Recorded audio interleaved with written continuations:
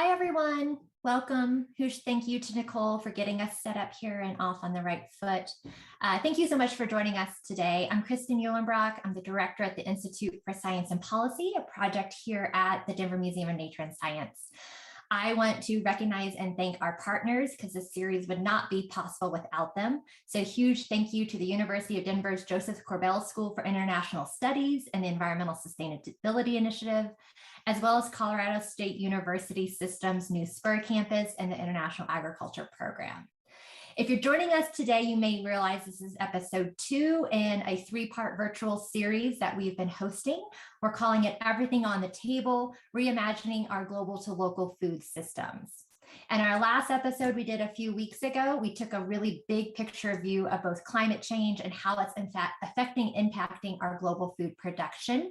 And today we're going to take a little bit of a different approach. We're going to look at the interconnectedness between climate change and food as it impacts our livelihood, including those who produce our food. Typically just doesn't happen with the amount of time we have. We'll try to address a lot of them in our discussion portion. Okay, so let me introduce our guests today, including top and definitely not least, but our awesome moderator, Colin Hendricks, who is also our partner in this series. He is a professor at the Joseph Corbell School of International Studies at the University of Denver, as well as serving as a non-resident senior fellow at the Peterson Institute for International Economics and a senior research advisor at the Center for Climate and Security.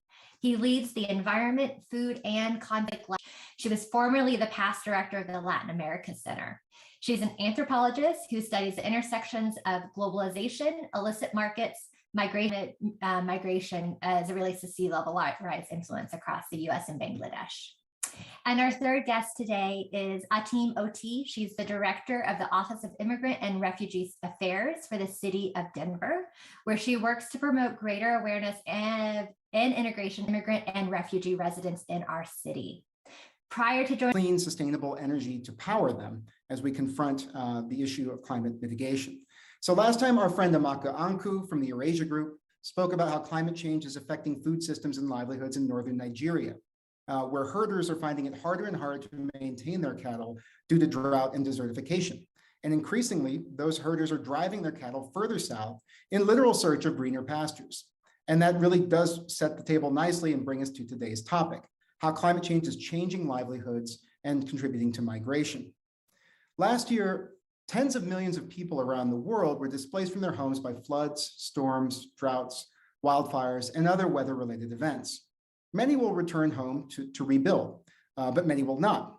And just last week, the White House released a report on the impact of climate change on migration. That report called for a whole of government approach to addressing climate-fueled migration and, as we may discuss a little bit later, spelled out some potentially troubling implications for US national security. Today's excellent panelists will be providing us with a global to local perspective on how climate change is shaping migration and what it means for our Front Range communities. Dr. Valerie Mueller will begin by giving us a global perspective on climate-related migration before we hand the baton over to Dr. Rebecca Galemba, who's going to narrow the aperture a little bit to focus on the effects of climate change for migration from Central America to the United States. And then finally, Ateem Oti, Esquire, since we're doing titles today, brings us back home to our community here in Denver to discuss the way that climate change is affecting migration to our fair city and what kinds of challenges and opportunities migrants face in their new communities. In doing so, we're going to touch on a host of subjects. How is climate change affecting livelihoods in developing countries? And what does it mean for migration patterns? Is climate change related to other drivers of migration, like political instability or crime? How are those who can't migrate adapting to climate change? And ultimately, what can we do about it right here at home along the Front Range? Lots of ground to cover. So without further ado, I will pass the baton over to Valerie. Valerie, the floor is yours. Thank you so much for being with us today.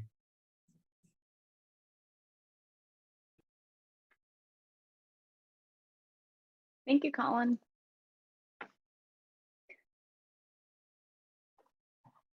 So most of the work that I've done is on climate change and internal migration. I know a lot of you might be interested in sort of cross-border movement, and Rebecca's going to talk more about that. But what's driving a lot of the migration patterns we see is the fact that, heat that's driven by climate change is going to affect the local economy.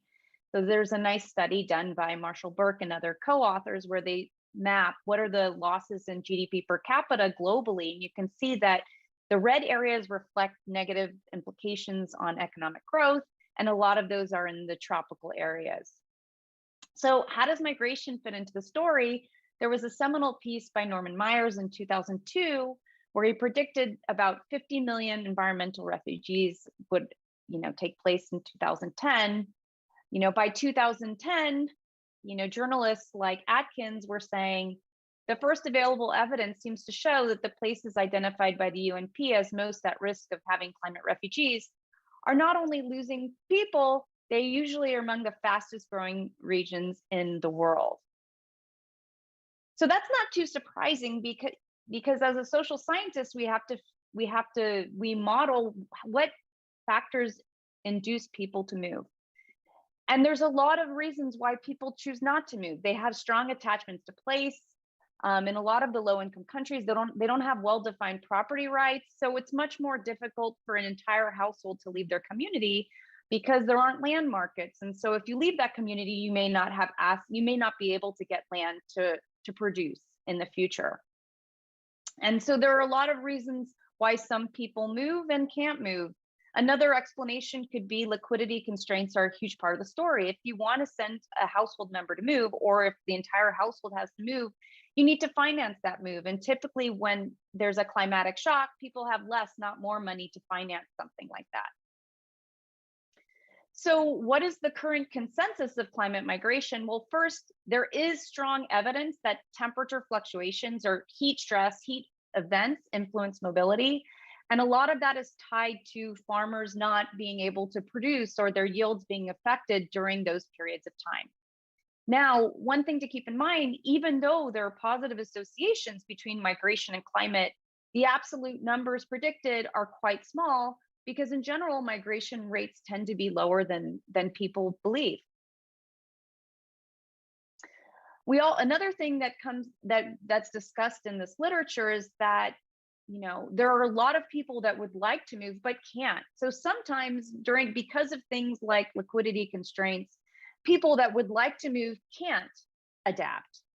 There's other reasons why they can't adapt besides not having enough financial capital to finance the move. We also think about a lack of transferable skills. So for example, even in a small country, there are a bunch of languages that are spoken. And so if someone wants to move to the city, they need to be able to speak the national language if they want to move into, let's say, the service sector. And oftentimes there's not enough infrastructure for people to take advantage of those employment opportunities. So you can imagine, there aren't paved roads. There might not be a well-defined bus route to get to those cities, and that prevents people that would like to adapt. One thing I found in a paper with colleagues looking at East African countries, we found that actually during heat episodes, people in urban areas were actually less likely to move. And that's puzzling, right? It's puzzling because typically we think of rural households as being the ones that are vulnerable.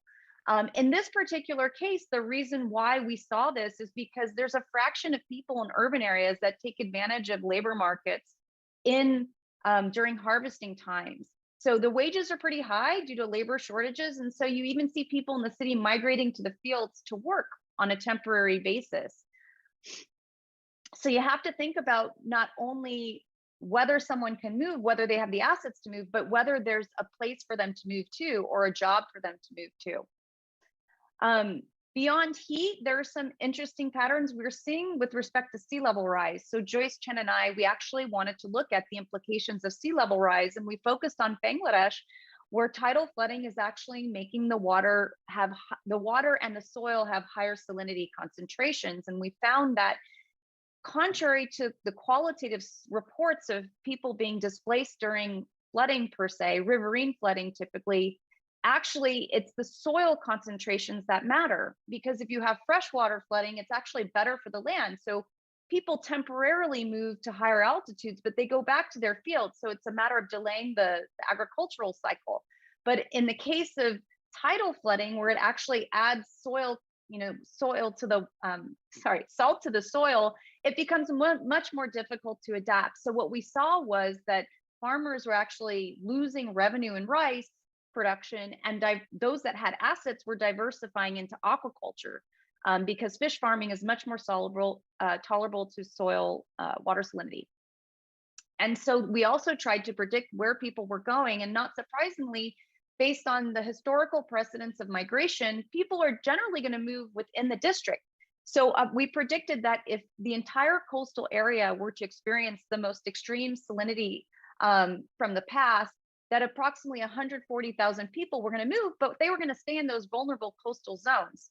Out of district migration was going to be a bit lower. We predicted about 58,000 people were moving to other locations, but still most of them are moving to Dhaka and even Chittagong, still area that's vulnerable to sea level rise. So yes, migration is a form of adaptation, like our ancestors who might have migrated to escape the potato famine or the Dust Bowl. But we need to identify interventions in order to reduce the vulnerability to climate change and therefore distress migration. And some of those things, some of the interventions on the table are saline tolerant varieties. But there's also going to be, we're going to need international initiatives to help finance a more managed retreat, because not everyone's going to be able to stay in the places they live.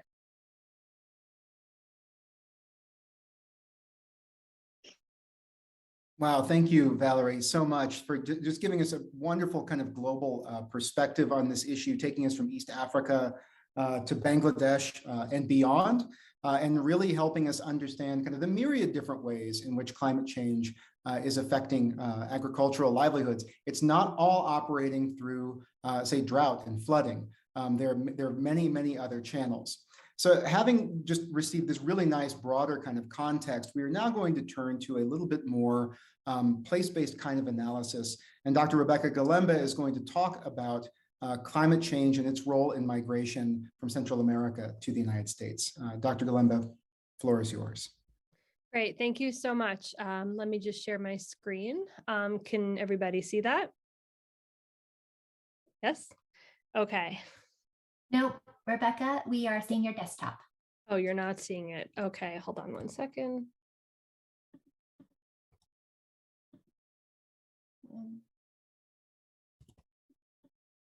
Sorry, I'm trying to get that on the wrong desktop.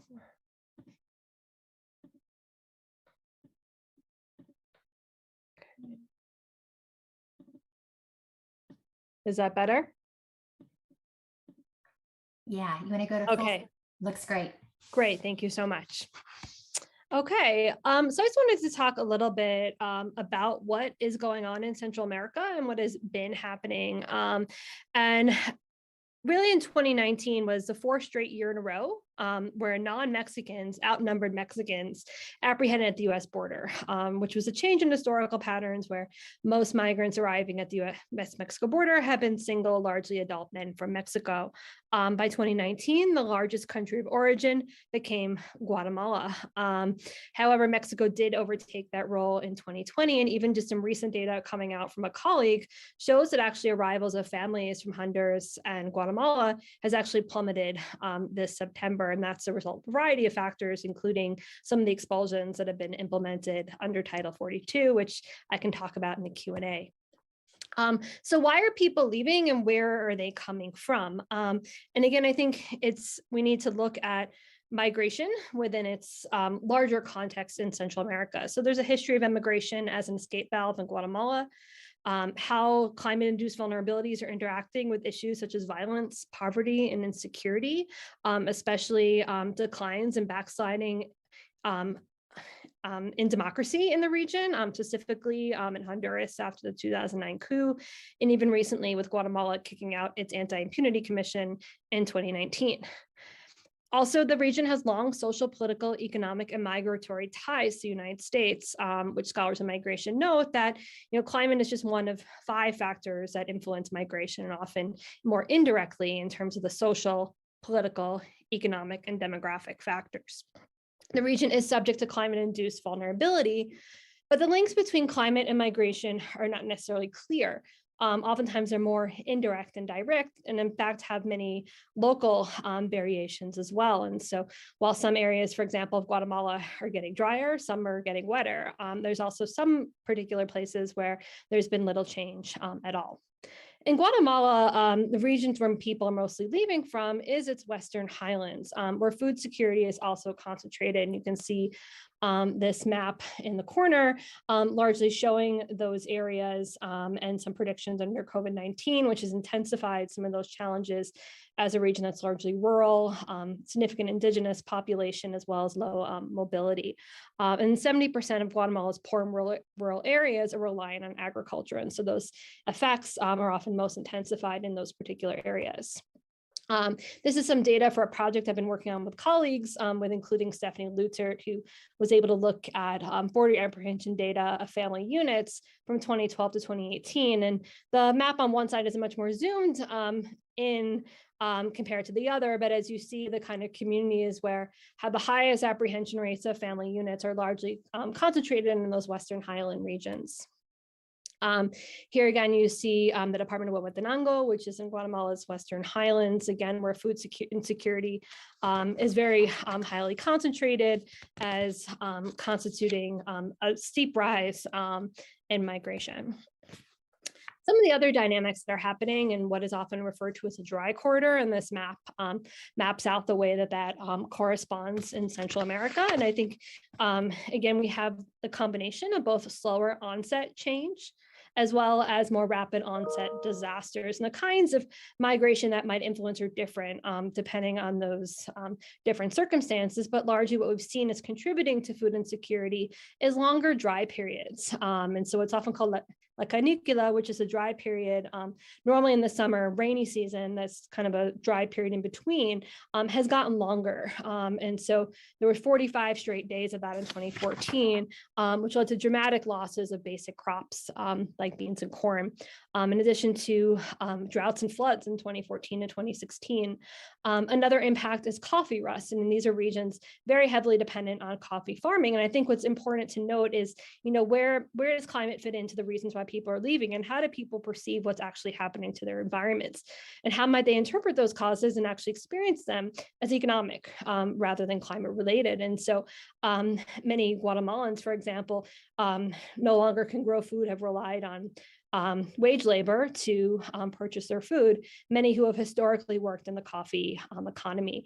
And due to the destruction of entire crops, lowering prices due to global competition, there largely aren't jobs in that sector either. And also prices have plummeted severely since 2015 as a result of both global price dynamics as well as rust from increasing warming. And I think more sudden things that have also aggravated the situation rather than necessarily a direct cause have been the region's vulnerability to natural disasters. And most recently, we had the devastating impacts of 2 hurricanes following closely on their heels in 2020, Eta and Iota in the region. And so kind of what can we learn from the nexus between climate and migration in Central America? And I'm glad that Valerie brought up some of these issues. That migration is a longstanding form of environmental adaptation, but just one among many forms of adaptation. And in fact, the links to migration are not necessarily clear-cut, nor are they deterministic, but we need a lot of local nuance of what's happening at the local levels, how people perceive those changes, who has the resources to move and when, as well as how it intersects with other social, economic, and political drivers and factors that influence migration decisions. And as Valerie mentioned as well, the environmentally displaced usually tend to move internally, short-term, nearby, and often to locations that are just as environmentally vulnerable. And the poorest and the most vulnerable are the least likely to be able to move, which makes interesting to really think about some of the interventions around development. As we know in the short term, some development is actually likely to increase migration due to people actually having the resources to be able to move, but not enough to actually make a livelihood.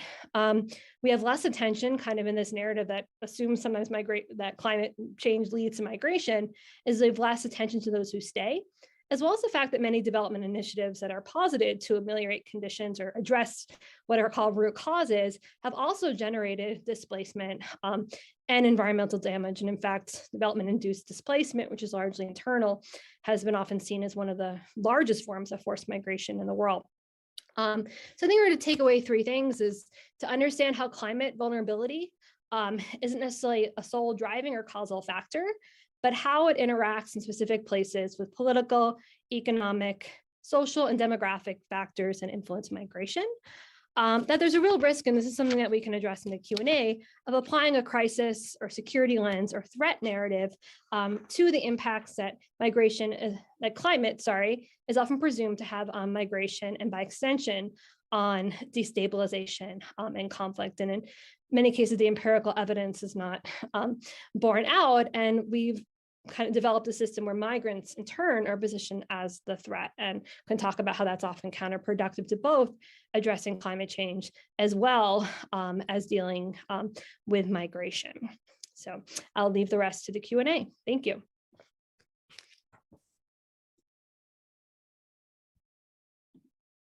Thank you very much, Rebecca. It's a little formal, but you can tell by the brickwork in the background that Rebecca is only about a floor and a half away from me here at the C Complex at the Joseph Corbell School. Fantastic colleague, great remarks. And I think that one of the things I would just like to pull out of that and highlight, because I think we can return to it in the question and answer, is just the way that both Valerie and Rebecca's comments have highlighted the economic dimensions of migration and explanations for migration.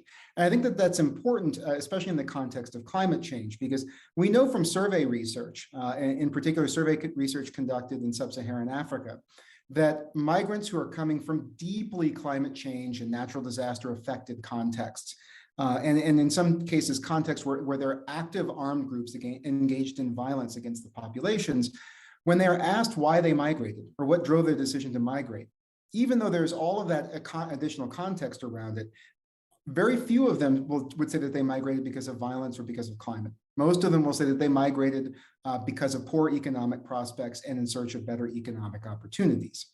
And so I think that that's a great position from which to pivot to comments from Atim Oti about how climate-related migration and migration in general is affecting our communities here in Denver, and what are some of the challenges and opportunities for migrants and refugees who are winding up here along our Home in the Front Range. Atim, please. Thank you, Colin. Again, my name is Atim Oti, and I'm the Director for the Office of Immigrant and Refugee Affairs. One might ask, what does such an office do? Our office really works to promote the well-being of immigrant and refugee communities, and we try to do that by advocating for inclusive and meaningful integration into our city. I think what is important to level set the conversation of, who is coming to our cities and where are they coming from and why, which are a lot of the remarks that some of the professors have been commenting on, are the differences between who is a migrant, who is an asylum seeker, who is a refugee, and who is an immigrant. I think there are, I just want to note that there's a lot of different processes and ways that individuals come to the United States through migration. And I wanted to just make sure that we are all a little bit clear about the different definitions. So, migrant, as we've heard, is someone who might be moving from place to place within their home country or across borders. And for some reasons, it could be economical, political, or a combination of both. An asylum seeker, which I think we've heard a lot about in the news, is someone who, again, wants to seek international protection from dangers in their home country. A refugee is someone who is outside of the United States, has gone through a process to be determined to be a refugee, again, being forced to flee his or her own country because of war, violence, or some sort of persecution. And then the last definition that I wanted to just level set us is on an immigrant. And that immigrant could be someone who has made a decision to leave their home country and move to a foreign country with the intention of settling. And I think it's important to note that individuals might move from one definition to the other. So it's important to note that we don't necessarily, people don't necessarily stay a migrant. Another thing that I wanted to just talk about briefly was, what's been in the news is who's coming to the southern border and why individuals are coming to the southern border. What folks may not understand is under US immigration law, particularly for asylum protection, an individual has to actually come to a port of entry or a US land in order to seek that protection, unless they go through a refugee process, which is coordinated through the United Nations. And so the professor speaking before me, Professor Galemba, and a lot of the migrants that might be coming through Central America, while they may be migrants to a certain degree, there's also a sense of need for protections that may have started from one cause, but are other factors that are potentially making them asylum seekers, and eventually making them asylum seekers when they come to the US border.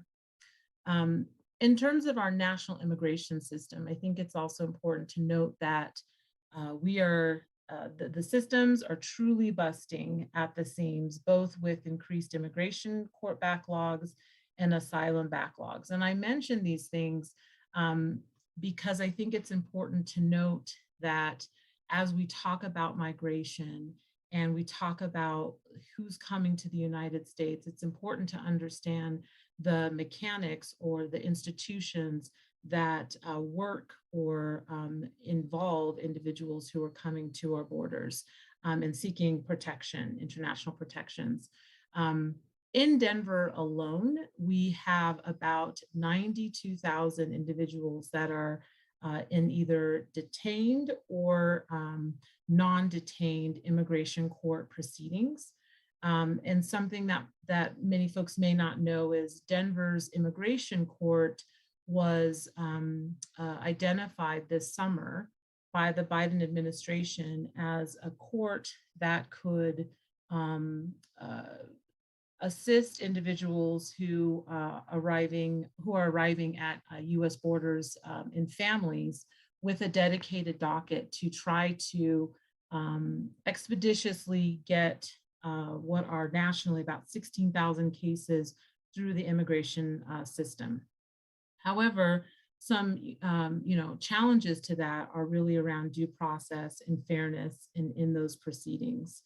And then the only other thing that I'll say, just in terms of a national lens of migration and the institutions that interact with migration, is that the US government also has a form of protection that's called temporary protected status, that sometimes can be used to help nationals of countries that have been impacted by environmental disasters.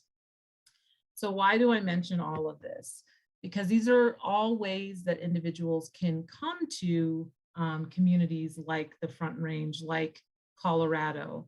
And when they come to cities throughout our state, one thing that my office does, and what the city of Denver has done by having an office like mine, is really looking at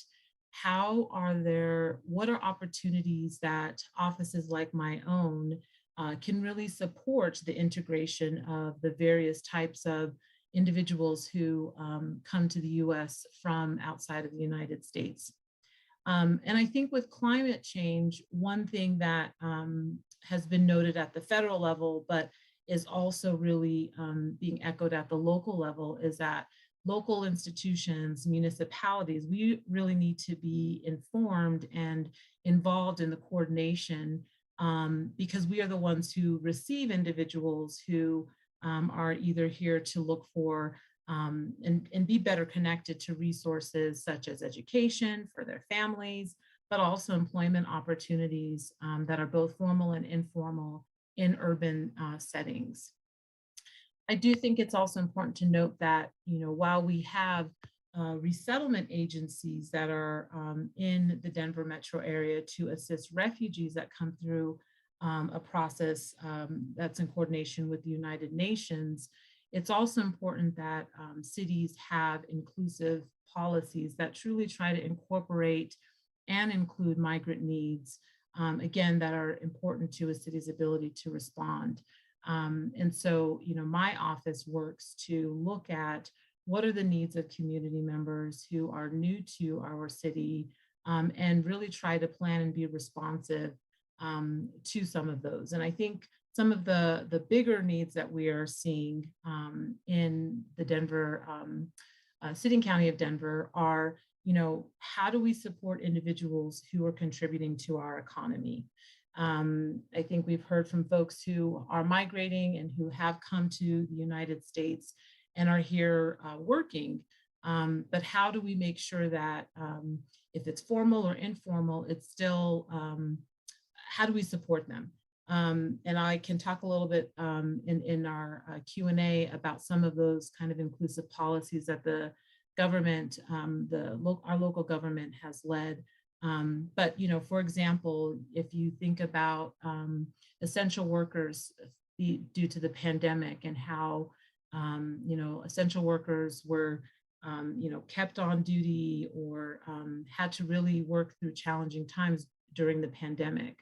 Well, in Denver and many other cities across the country, a lot of those essential workers would identify as immigrant or individuals from different countries. And many of them were left out of federal forms of pandemic relief or state relief. And, that was a response, that was an impact that Denver saw. And so we wanted to respond to ensure that those who are in our city felt like they at least had some sort of opportunity, again, to be supported. And so we actually started what's called the Left Behind Worker Fund. And that's really just a policy example of ways of making decisions that really make sure that you are integrating and being responsive to all as much as you can of the individuals that reside in your city.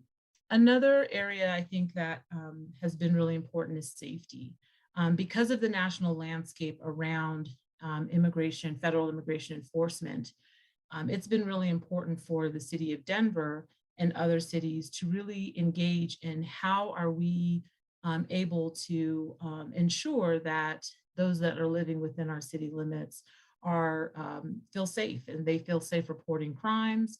They feel safe accessing public services that are necessary for their family and for themselves. I think also access to public services and programs has been another area that the city and other cities that want to really engage in inclusive policies want to review, particularly around language access. Many individuals may not be, speak the language English that come to the United States, and how can they be supported with programming and access to public services. So I think I'll stop there, and I think I'll turn it back to Colin, but those are just some of the ways that our city is working on, again, addressing some of those challenges that we see, but then also some of those opportunities. And I'll get into the more opportunities that I think the city has done during our Q&A. Thank you. Thank you very much, Atim. Wonderful local perspective and a great preview of some of the subjects and issues I hope we'll be able to turn to in the Q&A. Speaking of the Q&A, I just want to remind everybody that the chat box is open, and please get your questions in. You've got an incredible diversity of expertise and lived experience here on this panel. We really want to make sure that you get the most out of the knowledge that is here. And I just wanted to add something to kind of to build off of Atim's and Rebecca's comments, which is that when we talk about who's coming here and who is a climate migrant, especially at the southern US border, our thoughts often gravitate to Central America, and that's for fairly obvious reasons. But it's worth mentioning too that increasingly in the last couple of years, we are actually seeing at the US-Mexico border the arrival of migrants from sub-Saharan Africa, many of whom have taken an incredibly arduous journey first coming from the continent of Africa and whatever country that they're coming from, and transiting through Brazil or Colombia and up through Central America, including crossing a piece of territory that's known as the Darien Gap. And for you geography buffs out there, you know that the Darien Gap is probably one of the most dangerous places for a human being to traverse under any circumstances. And so doing so as an undocumented migrant operating in a strange environment and often on foot, it just, I think, really underscores kind of the peril, but also the incredible sense of urgency that is driving people to be making these kinds of decisions. And so while we're here kind of talking a little bit about the migrant experience, and I guess we could expand that to talk about the refugee experience as well here in the United States, you know, I think it might be easy for some to assume that once migrants have you know, gotten away from a failed crop in Guatemala, or they've been able to flee kind of climate-fueled political instability in northern Nigeria, that perhaps, you know, they've made it now that they're in the United States. But migrants, as you've begun pointing out, Atim, faced a host of kind of challenges. And Rebecca, I know in some of your academic work, you focus on the specific challenge, which is the challenge of getting paid for the work that they have honestly done. And so I'd like to give both of you, maybe starting with Rebecca and then going back to Atim, an opportunity to kind of reflect on these challenges and in particular, what we can do to try and ameliorate some of those challenges. I'll just touch briefly on that. And I think, you know, a lot of the challenges that immigrants face in Colorado, as well as the United States more broadly, often have to do with the kinds and limited kinds of legal pathways and mechanisms we have for people to come here in the first place, whether it's seeking protection or whether it's seeking temporary work and then return back to their home countries. And in fact, sometimes we see that people are a little better off once they've gotten here if they don't have any means to protect their status. And in fact, as we've intensified enforcement of the US-Mexico border, what that has done is made it much harder for people to pursue the kinds of cyclical migrations like they may have had in the past, increasing the risks and costs of doing so, which often leads people to incur large debts to get here, or have to try to scrounge together multiple jobs and crowded living conditions here just to not even remit money home, but to justify the migratory sacrifice in the first place and to finance that journey, which they may have taken out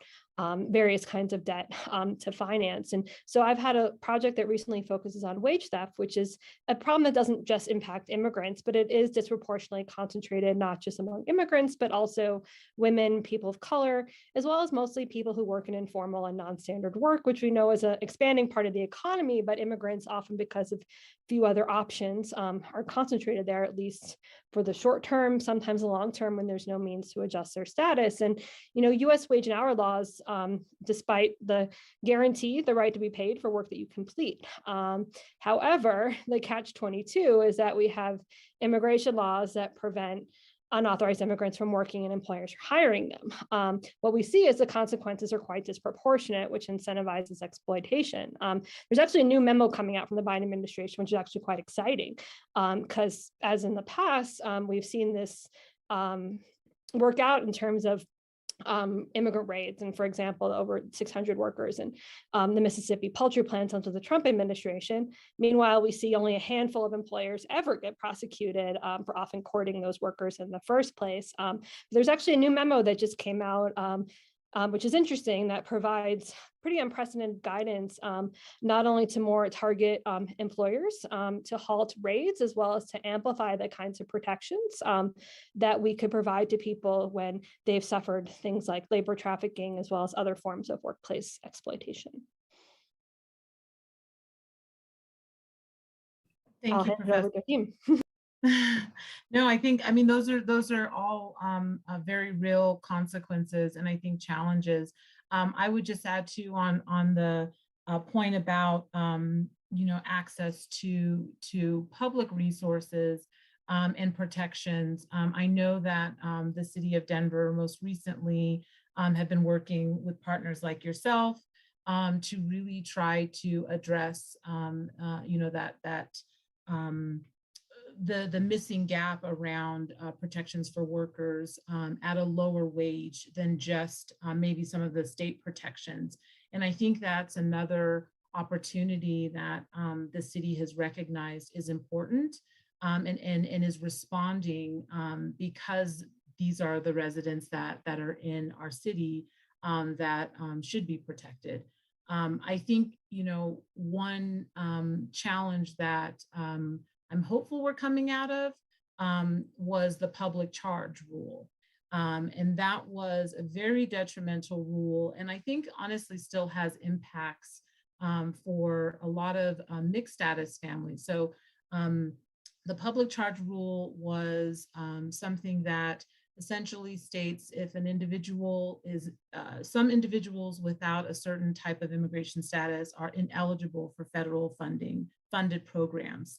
And some of these federal funded programs still had qualifications that many other family members were still eligible for. But because of the sheer fear and threatened kind of barrier towards pathways to citizenship or a permanent legal status, many families went without, offering or allowing their eligible family members to receive some of the public assistance programs. And some of these are food assistance, so food assistance, or it could have been medical assistance. And so you see this, if you will, ripple effect and the ripple impact of some of these challenges on the federal, but then down to the local level.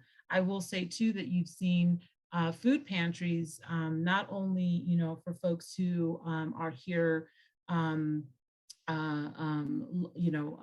with certain statuses, but I think just in general, because of that public charge rule, I think food pantries, particularly with the pandemic, have taken a very have been a very helpful resource to a lot of individuals who are very leery and very afraid of accessing public resources, again, because of that that public charge rule.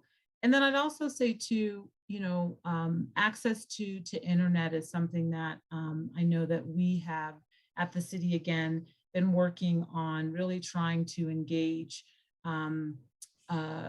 this digital or access to the internet, digital services for individuals, just to be able to connect with services that the city provides. But again, because of the pandemic, when everything shut down, we definitely saw that there was a lack of that access, just based purely on a lack of technology. And then just one other point that I'll make is the legal processes that Professor Galemba just mentioned. I think the legal processes are definitely a challenge that our city and other cities continue to face, particularly around those who have access to work and those systems that allow them to work, and you have to have a certain status to be able to work. But then also the machine, if you will, of the deportation immigration system that really separates families. And so one response that the city has done is to develop a legal services fund to really try to support individuals who find themselves in these systems, to really try to support the family as a unit to stay together. Wonderful. Thank you so much to both of you. With all of that said about the challenges that face migrants and refugees once they arrive in the United States, I think it's important to note, and Valerie, your presentation touched on this at length, that for every person who might want to migrate and is successful in migrating, there may be 2 or 3 more who would love to have those kind of opportunities and face those kinds of challenges, but are unable to do so. And you referred to these as trapped populations. So can you talk a little bit more, Valerie, about, who are these people? What kind of positions do they occupy in society, in the family? Are they potentially kind of disadvantaged in their local communities in ways that make it harder for them to access this important release valve for addressing climate-related pressure, but other pressures as well?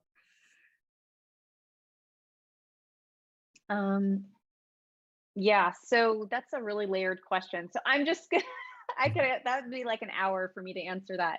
But I think that the main point is that one of the things we're really exploring, going from a broader view, is that there's sort of a natural pattern between my international, let's just talk about international migration rates first.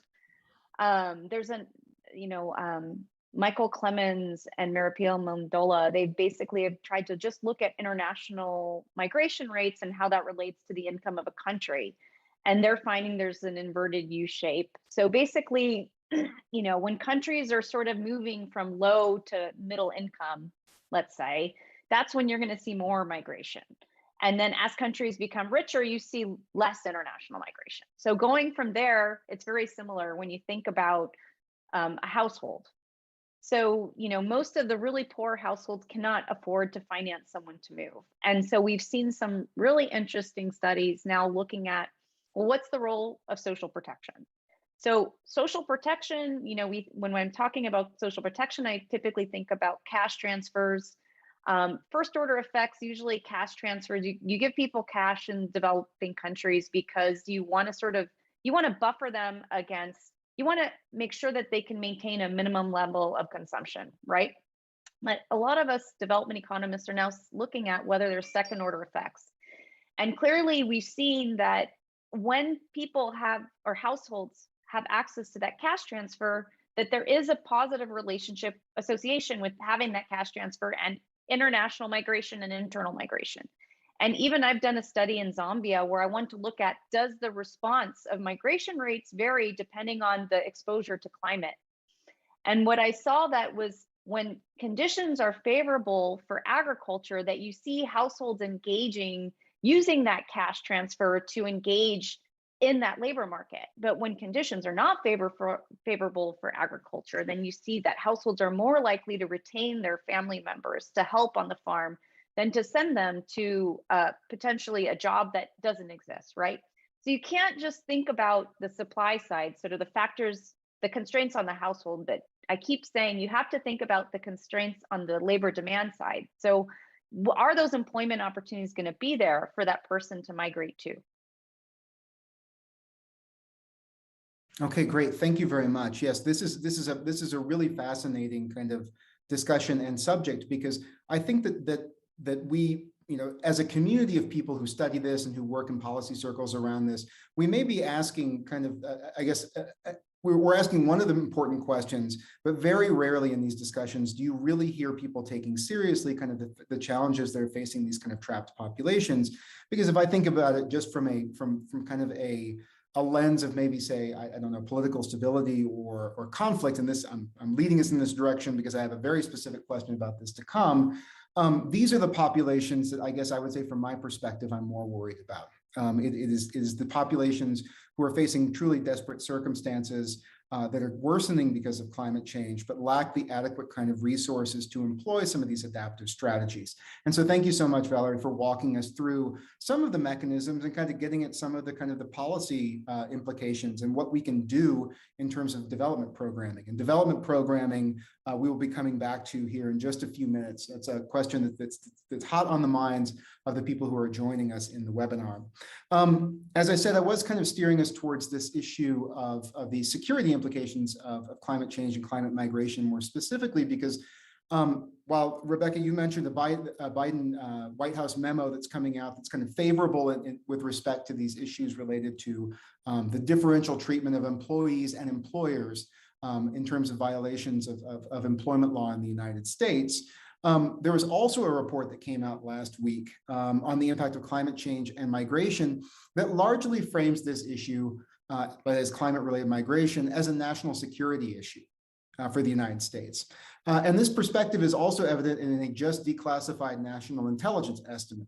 National intelligence estimate is a report that spans the entire intelligence community. What do we know and what do we think the risks are going to look like moving forward associated with topic X? And in this case, it was migration. And they categorized cross-border migration as having a very high risk of becoming a geopolitical flashpoint for conflict, not just in the United States, but at other international borders as well. Is the security lens, though, really the right one through which to be viewing kind of the topic of climate-related migration? Rebecca, maybe I'll start with you, and then Valerie, I'd love to hear your thoughts on this as well. Great. So anyone who just came out of my class is going to hear a repeat because we actually just discussed this today. And I think, this is not new. We've seen this, coming out of, documents that are prevalent in the Department of Defense and the Pentagon for some years now, is this reframing of climate-induced vulnerability as a security threat, which I think is misleading and also misstates the links between migration, between conflict, and between climate. This idea that, climate inevitably leads to migration, which inevitably is conflict inducing, I think has been shown to be empirically suspect and problematic. But I also think, again, it feeds into our discourse of deflecting responsibility for climate change, deflecting responsibility for protecting people on the move, and funneling it through a deterrence logic that is furthering the ability to treat migrants as threats instead, and bolster the securitization and militarization of a threat, which does very little to address migration or the human rights of people on the move, or doesn't really do much to address vulnerability, whether that's giving people the kinds of capacities that would enable them to thrive at home, whether to move safely, and funnels, even, I think, bringing back the development conversation, funnels development through a deterrence lens, which is also quite problematic from both a migration perspective in terms of how that operates, from a climate mitigation perspective, as well as through a human rights perspective.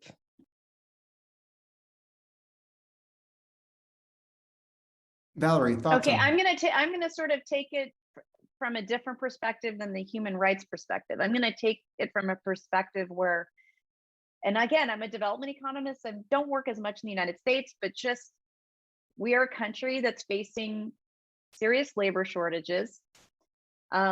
We are a country that is facing an outright refusal to raise the minimum wage in some states. And we are a country that is facing declining fertility rates, which are going to reinforce the shortage of labor for work in the service, agricultural sectors, jobs that many of us and our children are not interested in performing over time. So as far as I'm concerned, I feel like we really need to think about, from an economic growth perspective, I think we need to think about sort of relaxing regulations on immigration rather than making them more strict. So I think there's a human rights reason to do this, and there's also an economic incentive to do this. Okay, so it sounds like there's a broad agreement that an overly securitized lens may be inappropriate here. Atim, I'm curious on your thoughts on this subject. I was just going to add to that. I think the notion that there are very few or little security processes for individuals that come into the United States is very misleading. Refugees go through almost 2 years of security vetting before they can, come to the United States. If an individual is seeking asylum and they are going through the immigration asylum process, you are vetted as well. So if you are applying for a visa to come to the United States as a temporary worker or just to visit, there are vetting processes that happen. So I think it's a misnomer to color the conversation of migration, that there is this very heightened security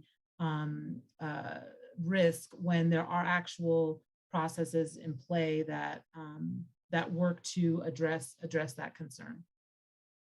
Thank you, Atim. I just offered just a couple of remarks kind of from my own perspective, because this is an area where I've done some research and an area where I'm pretty engaged with these kind of communities. And I think that one of the reasons why this discourse goes in this direction is obviously driven by kind of the larger political climate in the United States, where this issue has been made one that around which a huge chunk of the discourse, especially in the 2016 election, the 2020 election, but really previously, had revolved around this perception of migration as threat. And as somebody who has looked at the links between climate change, migration, and conflict pretty closely, I can say that there, as Rebecca pointed out earlier, the evidence is not unambiguous that every time you see a climate-related event, like a flood, you are going to see migration, and that migration is going to be conflict enhancing. We often think of migration as being this kind of spark for conflict, but I think I would actually say that under most circumstances, it is kind of the release valve for kind of the pressures that would otherwise be there that might actually kind of spark these kind of conflicts. And I think that the other thing that is sort of good to keep in mind for as we think about the security discourse here is that climate change may be posing pretty significant threats to US national security. But it's not obvious that those threats are going to be coming in the form of large waves of migration or geopolitical tensions at the border. It's going to come, as we Coloradans know, right? It's going to come in the shape of forest fires as well. If we think about pandemic disease as a potential national security threat, in the last 2 years, we've seen over 700,000 Americans killed and many displaced by natural disasters and pandemic diseases. Those are a fundamental national security issue, but they don't necessarily fit into the normal lens that we bring to national security discussions, which largely operates through this idea that there is an enemy out there or there is a threat that is actor-based, and the policy around it needs to be built around deterring or neutralizing, right, that threat. And that's simply not the kind of risk that I think we're primarily facing from climate change. But I do want to use this as an opportunity because, Rebecca, you mentioned in the context of your comments this kind of idea of development as deterrence. And I think that that's a particular frame that you can bring to it. But I think that there are a lot of questions that have been coming up in the chat box about what is the United States government specifically doing, but what are other governments and international organizations doing to try and address some of the root causes and the root drivers of migration in the first place? Because if they would, if the idea is to not have to spend a lot of energy attempting to interdict these people or to deal with these populations when they arrive, the only really sustainable way of addressing that would be to resolve some of the underlying development, human rights, political issues in their home, in their home countries. So Rebecca, maybe I'll pitch it back to you to begin with that, but I'm curious everyone's perspective on that one, because that issue by itself, I think, has been the one that's come up most frequently in the chat. Yeah, no, thanks. And I think I'll bring it back to a little bit of the inverted view that Valerie discussed, right? In the short term, some development is likely to encourage migration, but then again, you have this U curve. But in many cases, the kinds of development assistance being offered are not necessarily sufficient or really addressing the role of the global North in contributing to the unequal distribution of vulnerability and risk, often as a result of its own policies. And I think we've seen various kinds of aid packages that have been targeted towards Central America. And I think, you know what, I think we need to address the root cause. I think there's also a misunderstanding of what those root causes are and how to address them. And so, we see this proposal of $4 billion in aid going to Central America. And I think, that in and of itself isn't a good thing or a bad thing. My question is, who's getting that aid and where is it going to, and what are people doing with that? And I think, if it's going to groups on the ground already doing this work and institution building, we can say that maybe that'll improve things, but we've seen in the past large portions of that aid going to security assistance, often to corrupt governments with foreign policy concerns overriding actual rule of law concerns, which is concerning, as well as a large portion of money going to transnational, which are often called development projects. And those are things like dams, African palm, mines, which also contribute to displacement and environmental damage. And so I think it's important that when we look at these aid packages, to really look at what kinds of development is being offered, who it's for, who it's benefiting, and where it's going. Thank you very much. Atim, would you like to chime in next, and then maybe Valerie? I would just say that from a city lens, the conversation has been on an international level about how do cities engage in kind of coordination around migration. There are several compacts that have been developed and are being discussed. The Global Compact for refugees, but then there's also it's escaping me, the Global Compact for Safe and Orderly and Regular Migration. And I think these are conversations that are really trying to address what is happening and what technically can't be stopped per se, but how to assist each other globally to assist migrants either with inclusive policies for inclusion in communities or resources to potentially resettle or potentially allow an individual to cross that border into a different border. So I would just say that I think those are some conversations that I think are very helpful and I think are important to note because it is the local, municipalities and the local entities, government entities that are really seeing what migration impacts have on their communities. Thank you for that. And we will definitely have an opportunity to return to that suite of issues a little bit later when we talk about what can our participants here do in their own communities? What can they do to help and address this suite of interrelated issues? Valerie, your thoughts on that topic? Sorry, the previous topic.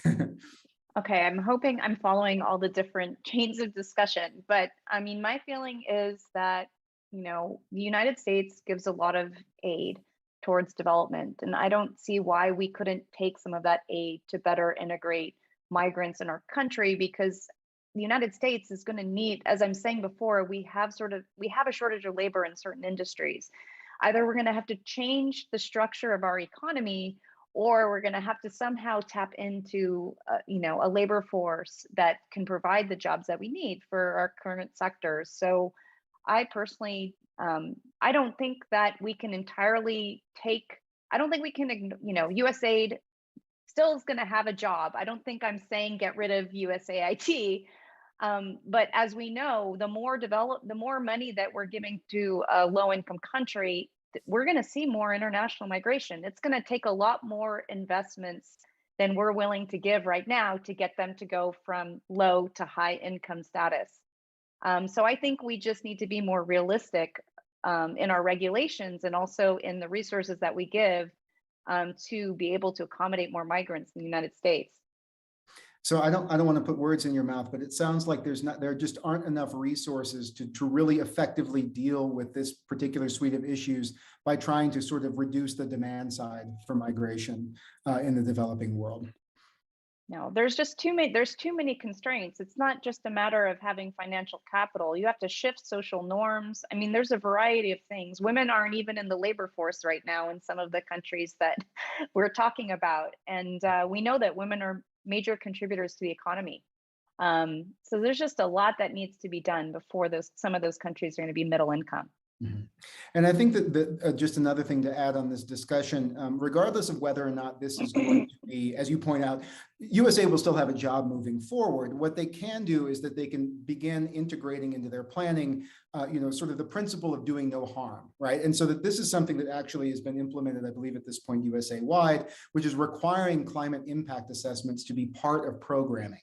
So that if they are, say, working on an agricultural project in central Uganda, the way that's being elaborated, they've already gone through and done the environmental impact assessment to make sure that that's not exacerbating either local environmental problems or contributing to climate change. So that is one way in which, even if this can't be the entire solution to the issue, it can be made to at least be doing no harm while we're attempting to promote development abroad, or the US government is, I should say.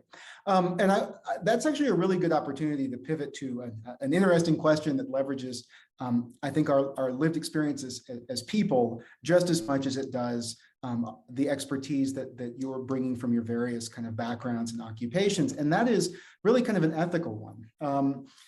What are the ethical responsibilities of the US, the participant asks, and I will actually expand that to talk more about the global north, which is the terminology that Rebecca used. What are the responsibilities of them to accept more, and they use the term climate refugees, but I think we could expand that aperture to include climate migrants as well, given the prominent role of the global north in contributing to the problem of climate change. Maybe let's start with Valerie on that one, and then we'll go to Rebecca and then Ati.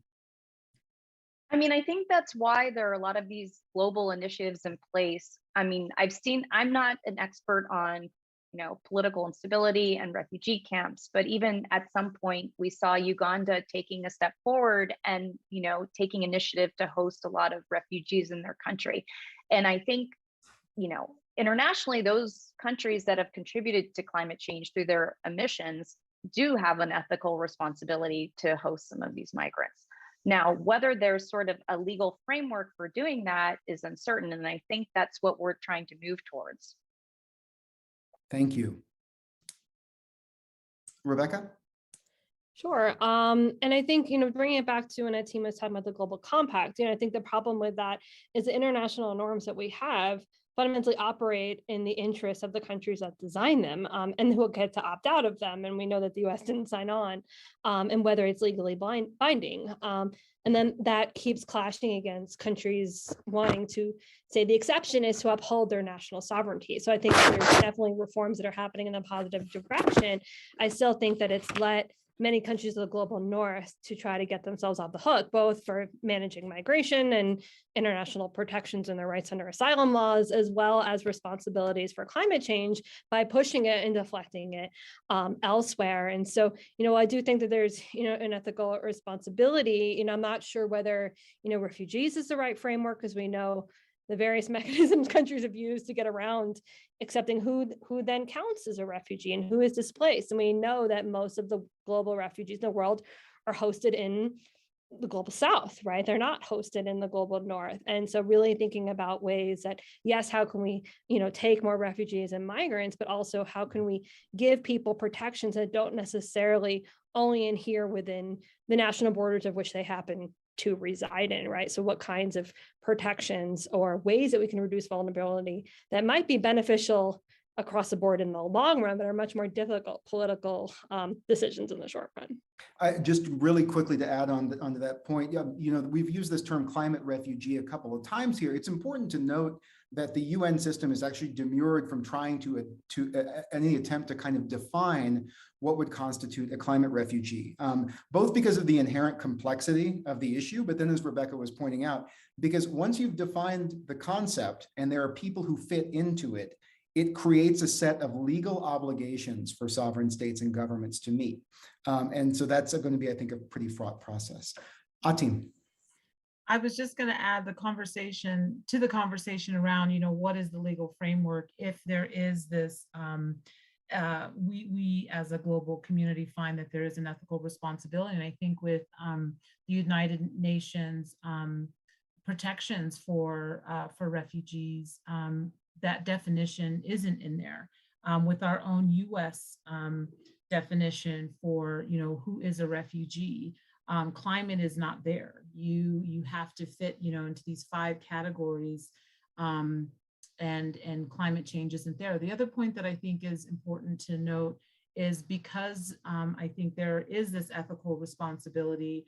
I have been impressed, not just because I work for the city of Denver, but because I've seen what municipalities are doing with these different global compacts to start having conversation, because they recognize they are, they have a responsibility to address the needs of those who are in their communities. And if they don't address that, it becomes a problem. And so why not try to be responsive instead of reactive? So I'm encouraged by the conversations and the dialogue with local municipalities across the country and the world.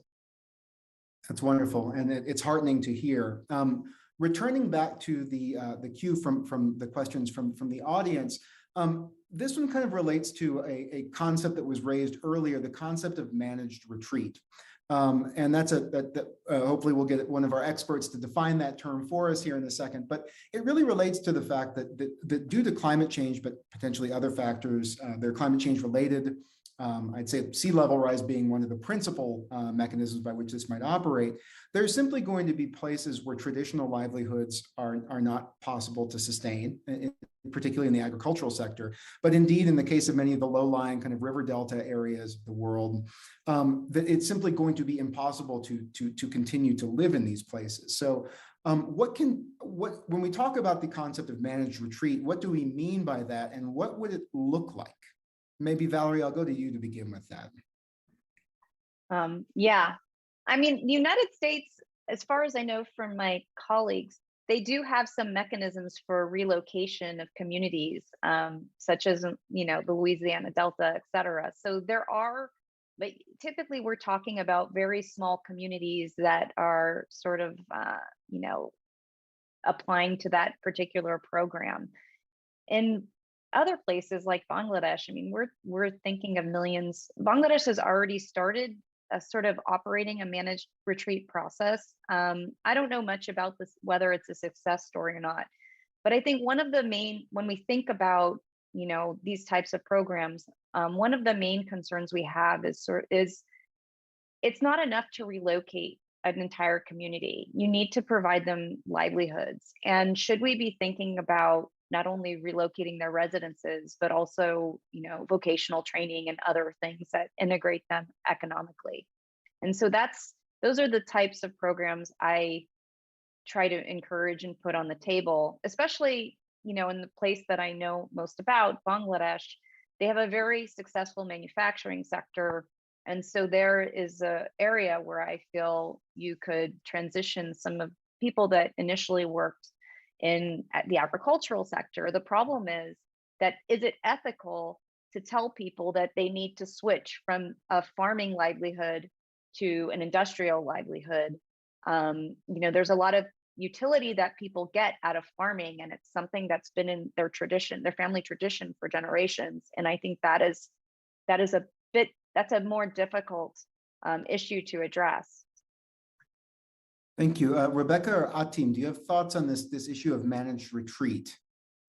This idea of using policy levers at the level of national governments, potentially international coordination, in order to try to facilitate kind of an orderly movement in a planned fashion of communities out of areas that are being rendered kind of unlivable and unsustainable due to climate change. I mean, the only thing that I'll say is, in one of my previous roles at the Lutheran Family Services Rocky Mountains, the LFS had a very robust disaster response program. And so I think we saw that with Katrina and the resettlement of victims from Louisiana into our communities in Colorado. So I think there is a role to play, but I think to Professor Mueller, your point around making sure that there's livelihood infrastructure, that's a bigger question, but it's also a necessary question if integration is truly to be successful. Yeah, and I think, the concerns are also making sure who gets what. So working really effectively with people on the ground and with regional reintegration programs already in place, and to be careful that in some ways they could aggravate existing inequalities within communities, or to figure out why people are often relocated to areas just as vulnerable, or they might want to relocate back just as soon, of what also ties them to those areas, as well as I think we've seen some cases worldwide where this has been done in a more kind of accompanied by policing and militarism, right? And so I think we really have to be careful that to orderly and manage that we work effectively with regional based programs that are in tune with the challenges people facing and the opportunities that they need. Thank you. And this really, all of those observations going to relate to, I guess, the next question I'll put on the table, because when we're talking about the movements of millions of people, and we're talking about, say, for our economist friends, right, we're talking about, like extremely valuable, like fixed assets in the form of land, infrastructure, and frankly, real estate holdings that are going to be rendered kind of, I guess I would say, valueless in the long term, right? These are all at this point kind of wasting kinds of assets. And so what that means is that there are going to have to be a lot of resources put on the table to address this. And so this gets to one of the questions that we got from our listeners, which is, do we see a type of Marshall Plan? They asked specifically about Central America, but we could think about expanding that around climate-related issues anytime soon.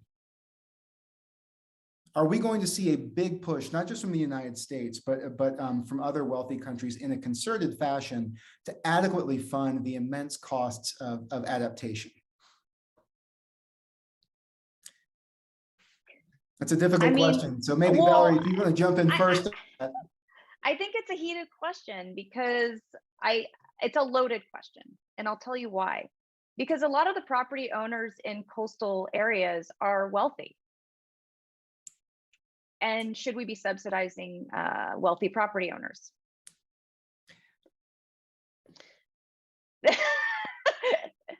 I think if that- I you mean, think this- about this- if you think about lower income workers that live in coastal areas, they're probably renting.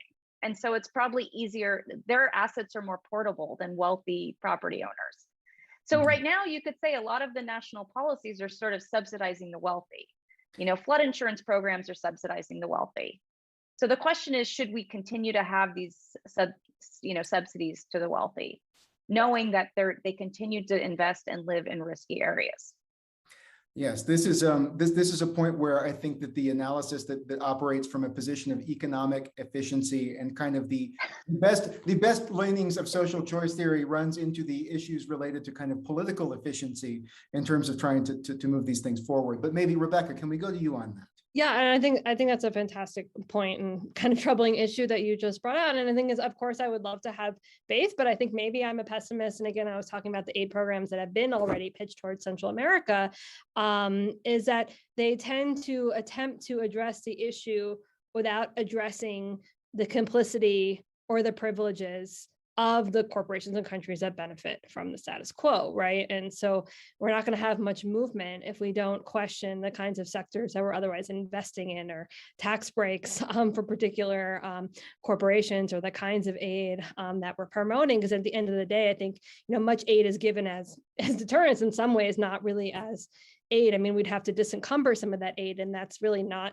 the history of most aid that we've given, right? It's been about, yes, about giving aid, but also in ways that boost the interests, right, of the United States. And I think, you know, USAID, despite, you know, wonderful programs that it has, it also fundamentally works in the interests of the United States. And so I think we have to think about some mechanisms that to take that into account. Okay, thank you for that. I actually wanted to bring a comment from one of our viewers here into the discussion, because it pertains to this discussion we just had about managed retreat, which is that it's not exclusively geographical. This person's father's family in Iowa retreated from agriculture in the aftermath of the collapse of farm prices after the First World War and moved into the service industry in Iowa. This person points out people who did not retreat, especially from a real climate disaster like the Dust Bowl, which was alluded to earlier, Valerie, in your comments, suffered terribly for their refusal to retreat in a timely fashion. So we've been talking about retreat primarily through a lens of human mobility, but it also can be thought of in terms of redeploying kind of our assets and our investments in human capital and whatnot away from these types of activities that are going to be increasingly untenable, either because of climate, the first order impacts of climate change, making certain types of agricultural practices simply unsustainable, or untenable because of the second order effects to try and mitigate climate change, right? So that there's going to have to be a pivot for many of our communities, and this is a fascinating topic in its own right, away from the production of and processing of fossil fuels. But what will that transition to a just transition, so to speak, to a different energy future look like? Fascinating discussion. Maybe we'll be able to get around to that next time. We've got about 10 minutes left. Thank you all for sticking with us for this kind of really engaging conversation. I'm so glad the panelists have been willing to indulge some difficult questions here, because this is certainly a heavily politicized issue, not just climate change, but migration as well. As we're beginning to wind down, I would like to pivot back to what it is that we can do as Coloradans or as residents of the broader Western United States. Valerie, I don't want you to feel left out over there in Arizona. What can we do in our communities to address the issues that climate migrants and climate refugees are facing in our communities, practically speaking? Team, maybe I would start with you, because I think you mentioned kind of the role of food banks, for instance. I was wondering if you could expound a little bit on the ways people can get actively engaged in addressing this issue. Thank you. Yeah, food banks is just one opportunity, right? So I think that there's a couple different ways. I think as a community member, one, being engaged in conversations like this and learning. I think we can hopefully all try to do a little bit more of that. The food pantries, to me, I feel like is a very tangible way to support individuals for a variety of reasons who are food insecure. The city and county of Denver has a very robust list. It's actually a map, and I can share that map where individuals can connect with the institutions that are supporting those food pantries to donate food. I know food is one of those, I think, needs that sometimes those who have don't think about just the drastic spaces that people are in who don't have food. And so we often forget, while people are maybe thinking about housing and transportation, oftentimes when individuals, low-income workers, individuals who have been laid off, food is something that folks go usually without to compensate for having to support other basic needs.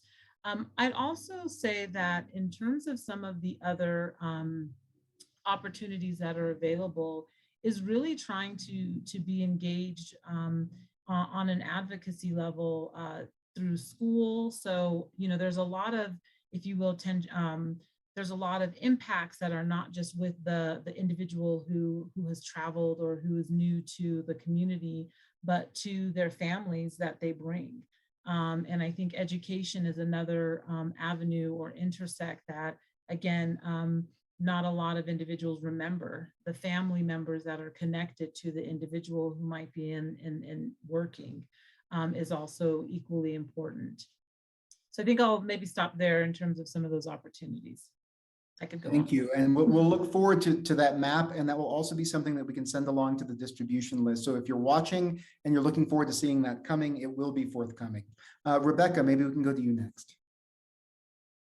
Much to add to that, except I think, just involvement in the kinds of policies and being in the community is that we've seen that local level can make a difference for people's livelihoods, both in terms of climate issues, though we know those go beyond our borders, but steps that we've had at the local level. And just the point with Colorado is that we had actually some of the most anti-immigrant laws in the country up until the mid 2000s, and then became one of the most welcoming after about 2013, 2014. And I think there's definitely things that can be done at the local level that improve the lives of immigrants, refugees, and migrants, as well as their integration within the community. And so I think that those are things that just keep into mind, is that those local policies also matter. Valerie, anything to add?